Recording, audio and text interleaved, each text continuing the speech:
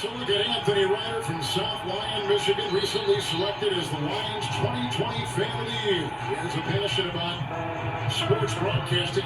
With the 112th selection in the 2021 NFL Draft, the Detroit Lions select Amon-Ra St. Brown, wide receiver, USC. One pride, baby! Yeah!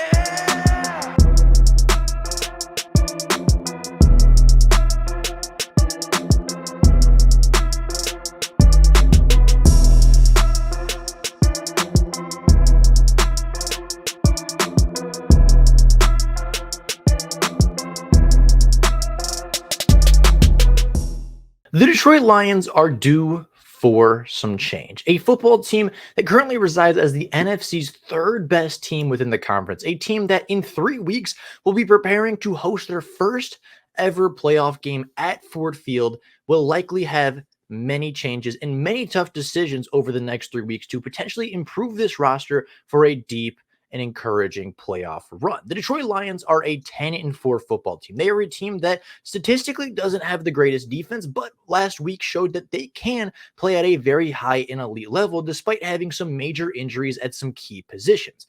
However, over the next 3 weeks, as the Detroit Lions look to clinch the NFC North for the first time in franchise history, win the division for the first time since 1993, and host a playoff game for the first time ever at Ford Field, the defense taking the field in the playoffs may be a very different looking defense from the team taking the field next weekend versus the Minnesota Vikings for a chance at the NFC North. As the Detroit Lions will have the opportunity to activate and add not just one, not just two, but up to 6 new players, 5 of which reside on the defensive side of the ball, to improve this team and continue to help the defense develop, grow, and potentially give them a shot at winning the NFC conference. So today, those are the players we're going to take a look at, take a look at the impact they potentially will have on the defense come playoff time, as well as what players are going to need to be replaced in order to add this talent back to the 53-man roster. So with that being said, let's kick it off with a move that actually happened last night as the Detroit Lions officially decided to activate third-round pick Hendon Hooker from the NFI list. Now, for those of you that do not know, Hendon Hooker, well over a year ago, on November 29th of 2022, ended up tearing his ACL in a SEC game versus South Carolina. Hendon Hooker was a player that was projected to be top 3 in Heisman voting, a player that was easily the SEC Offensive Player of the Year, and a guy that potentially could have been named the most outstanding player in college football. Some people had Hendon Hooker as high as a top 10 pick within the NFL draft, and even with his age and injury, many people still viewed him as a top 100 prospect, despite knowing he would not likely take a snap until after his 26th birthday. Fast forward to the NFL draft, and the Detroit Lions select Hendon Hooker with the 68th overall pick, knowing full and well that he would not play a snap for the Detroit Lions this year. He spent a majority of the season on the NFI list, and 3 weeks ago was officially called up to open his 21-day practice window with the team to get some opportunities to play, as well as some opportunities to practice with the Detroit Lions full active team. He was impressive enough for the coaches to decide that they were going to cut starting kicker Riley Patterson in order to make room for a third quarterback on the roster, as Hendon Hooker is officially an active member of the team. Now, Hendon Hooker, despite being on the active 53, will likely be a healthy scratch for a remainder of the season unless major injuries do arise. So I do not expect to see the third-round pick from Tennessee. However, he is officially active and is officially a member of the 53-man roster, leaving the Detroit Lions technically without a kicker, but Michael Badgley will likely be called up for the remainder of the regular season as they will figure out and likely sign him for a long playoff run. However, Hendon Hooker is not the only person eligible to return very soon, as the Detroit Lions have up to 6 players potentially returning within the next month, 5 of which would be major defensive contributors. Now, those players are, first off, CJ Gardner-Johnson, a player who has started practicing with the football team, likely will be activated today or tomorrow and will likely play in Minnesota, at least as a small or minor contributor. He's a player whose 21-day clock has officially started, and he will likely be returning to the Detroit Lions this week. And if it's not this week, it will likely, if not definitely, be for the game at Dallas, as the Detroit Lions try to clinch the number 2 seed a week after potentially clinching the NFC ignored. James Houston is another player that is potentially ready to return very soon. We've heard a lot of quotes from Dan Campbell saying, hey, this guy could be ready by the end of December, if not early January. Today is December 20th, meaning that James Houston could potentially return before the Dallas game, if not the final game at home versus Minnesota, meaning he could be ready and healthy for a playoff run, potentially helping the Detroit Lions get back their most dangerous edge rusher, who they have sorely missed for a majority of the season.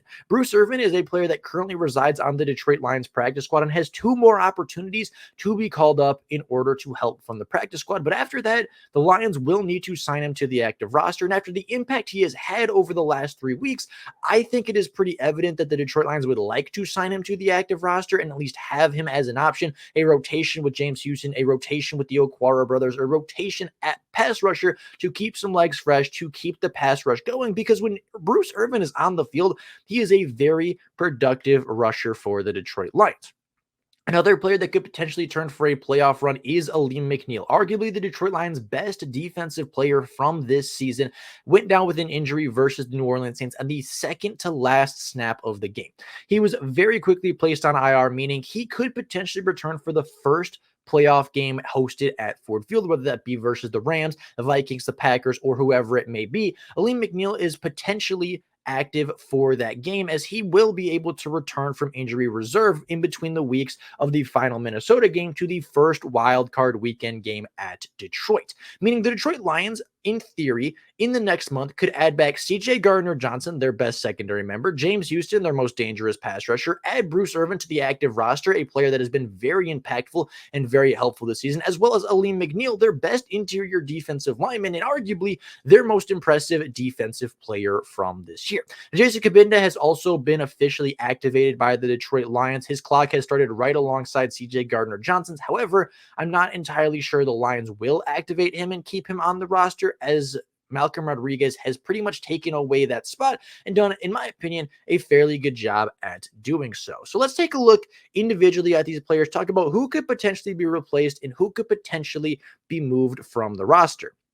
Starting off with CJ Gardner-Johnson, I do think, unfortunately, he is going to take the place of Chase Lucas, a second-year player out of Arizona State, a player that was a huge playmaker in the preseason, and a guy that the Detroit Lions love to have on special teams, a guy that they like as a secondary member, has unfortunately been a healthy scratch for just about every single game this season. Chase Lucas is a good football player. He has a really good story, and he's a player that I think a lot of people like to root for on this roster, but unfortunately, he is kind of the odd man out of this secondary. So bringing back arguably your best secondary player, you're going to have to get rid of the secondary player you used the least. I think they like Stephen Gilmore just a little bit more than Chase Lucas, and I think he brings a little bit more special teams versatility. So I think Chase Lucas is officially out for CJ Gardner-Johnson. CJ Gardner-Johnson played 2 games for the Detroit Lions, that second one being majorly with that torn pec. But in those 2 games, he has 13 tackles and 2 passes defended. He was having a pretty good season before the injury, and hopefully he can bring some leadership, some swagger, as well as some playmaking ability back to the defense that seems to have lost a little bit of it before the Denver game.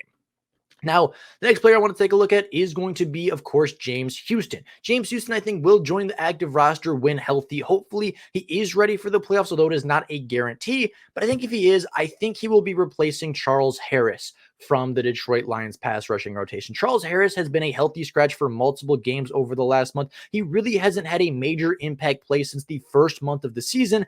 I think that he's starting to see less playing time than Romeo Okwara. He's starting to be a healthy scratch right alongside Julian Okwara. If it was a pick between Charles Harris and Julian Okwara, I'll take the guy on the team that is currently 3rd in sacks, was a huge impact playmaker versus the Bears, had a couple of huge sacks throughout the season, and has actually added some juice to the pass rush over a player that doesn't have a quarterback hurry or knockdown since week 5 of the NFL season. James Houston is a player that last year had 8 sacks in just 7 games, and just about 1.5 really games this season, had 1 quarterback knockdown on just 32 defensive snaps. Some of those snaps were spent in coverage. So James Houston probably at about 10 to 12 pass rushing snaps had a quarterback knockdown. He got around Patrick Mahomes' legs, didn't quite bring him down for the sack, but certainly impacted that play and was super impactful on the pass rushing snaps he did receive over the first game and a half before fracturing his leg. I think Bruce Irvin does officially join the roster, and I would get rid of Romeo Okwara. As much as I like Romeo Okwara, probably one of my favorite people on the team. I was really happy when he was able to return from his Achilles tear. I was really glad to see him back on the field. Unfortunately, Romeo Okwara just hasn't been that impactful for the Detroit Lions this season, and he's been seeing less and less playing time over the last month, as against the Denver Broncos, he actually saw his highest snap count in over a month, and it was still only just 18 defensive snaps. He saw, I believe, 7, 8, and 9 snaps versus the last 3 games, and then versus Denver had a little bit more, as the Detroit Lions were in a blowout victory, and they were able and allowed to play some of their more backup-esque players.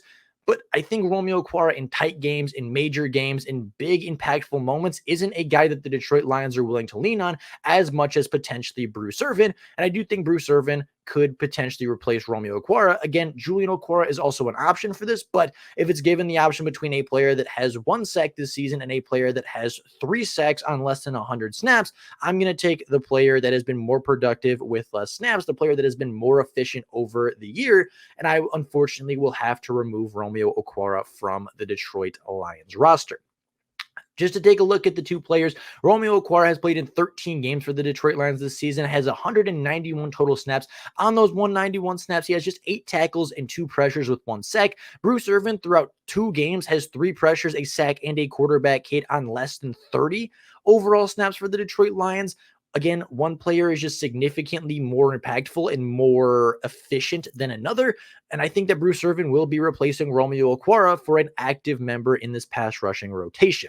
Now, Aleem McNeil is another player I think the Detroit Lions are going to want to bring back. He was placed on IR. I believe he had a concussion as well as a leg or knee injury, but he is potentially able to return right before the playoffs. Now, there's no guarantee that he will. However, I think there is some optimism on Dan Campbell's side and from the coaching staff that this could be a move that we potentially see.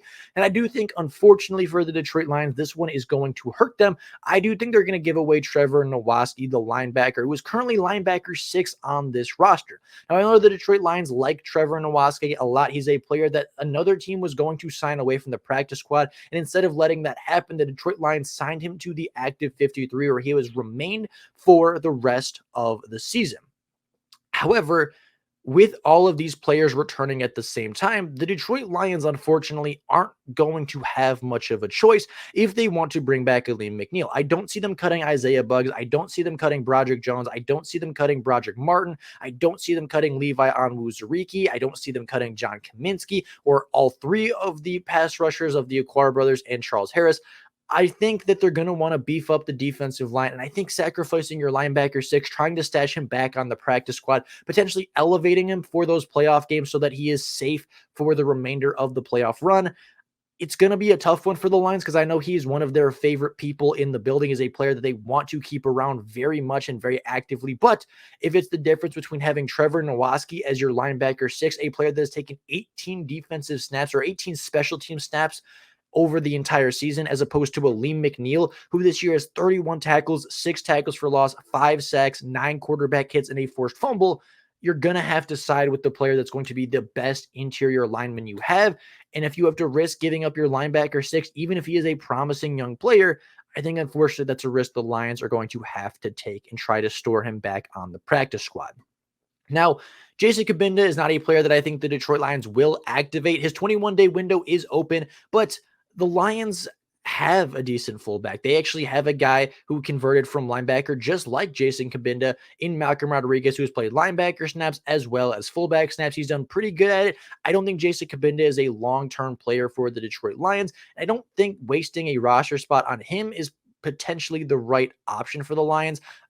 For as often as they use a fullback, I think Malcolm Rodriguez can do that job really well. If you want, Sam Laporta can do it. Brock Wright can do it. We have 3 or 4 guys that can play the fullback position well enough that I don't think you need Jason Kabinda to be there, but we will have to wait and see on that. I don't really see a player on offense that would be worthy of cutting to add Jason Kabinda. I don't think Jason Kabinda is a top 22, 23 player on the offense, which means I don't think he finds an active roster spot and potentially might even be cut once he is healthy. So with all that being said, that was a lot of information. This is how the Detroit Lions defense could potentially look going into the playoffs. Their defensive line could consist of Aiden Hutchinson, Aleem McNeil, Isaiah Buggs, and James Houston as your front 4. Obviously, Hutch and Houston being your primary pass rushers, Aleem McNeil being a great interior pass rusher, with Isaiah Buggs being a great run stopper, just general playmaker who helps the defense out a lot. Your linebackers would be Jack Campbell and Alex Anzalone, assuming they are both healthy. And your secondary would look pretty dangerous with Cam Sutton on one side, with Khalil Dorsey on the other. Dorsey having a great game versus Denver, with him and Vilder probably rotating a boundary cornerback a little bit.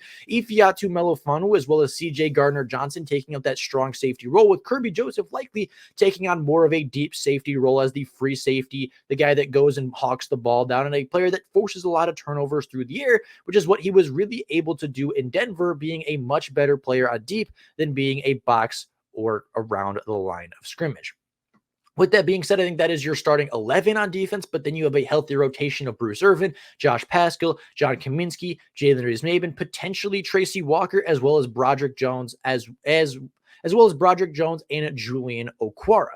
Julian Okwara and Bruce Irvin could rotate a lot with Hutch in Houston. Obviously, Josh Paschal and John Kaminsky could rotate both exterior and interior on the defensive line. Jalen Reeves-Maben has been making a lot of plays. Malcolm Rodriguez could be added to that list as a potential linebacker to make plays.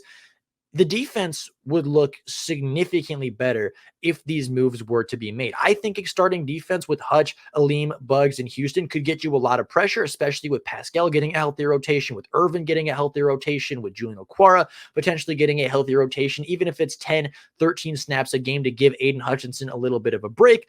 I think that pass rush group can produce some pressure, can produce some sacks in the playoffs, and be the healthiest unit they've had for the entirety of the season. Jack Campbell started to come along really strong. Alex Anzalone had his second straight season with 100 tackles this season, despite missing a game and a half. You, of course, have Jalen Reeves-Maben, who's been super impactful over the last 2 weeks. Your secondary of Cam Sutton and Khalil Dorsey was really good versus Denver. Kirby Joseph is looking to turn his season back around. Ifiatu Melofanu was probably the best secondary member over the last 2 games, while CJ Gardner-Johnson is potentially the best secondary member you have returning from injury reserve. So I think it's a really strong defense on paper, at least, going into the playoffs. And I think if they are coached properly and schemed well enough, that defense can not only not be a liability, but could potentially be a reason that the Detroit Lions win football games come early January, if not February as well. So with all that being said, that is all for you guys today. Let me know down in the comments below what you think